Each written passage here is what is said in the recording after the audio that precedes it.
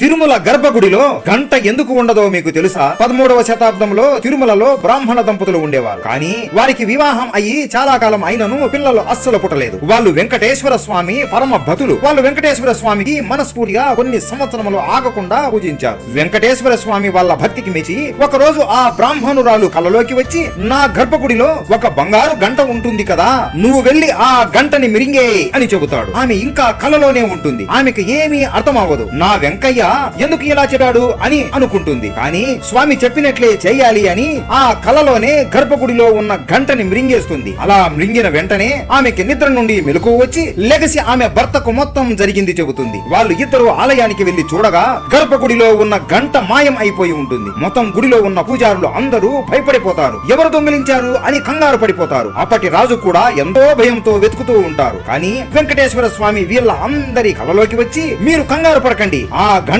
ఉండవలసిన చోటునే ఉంది, ఇక నా గర్భగుడిలో వేరే గంట కూడా పెట్టకండి అని చెబుతాడు. అలా కొన్ని నెలలకే ఆ బ్రాహ్మణుడి భార్య గర్భవతి అయ్యి ఆమెకు ఒక మగబిడ్డ జన్మిస్తాడు. ఆ బిడ్డ ఎవరనుకున్నారు? ఆ బిడ్డ ఎవరో కాదు, ఆయనే స్వామి వేదాంత దేశిక. ఈయన ఎవరో మీకు తెలుసా? తెలిస్తే కామెంట్ చేయండి. అలాగే తిరుమలలో మొట్టమొదటిగా నివసించిన మనిషి ఎవరో తెలిస్తే కామెంట్ చేయండి. అందరూ చెప్పండి, గోవిందా గోవిందా.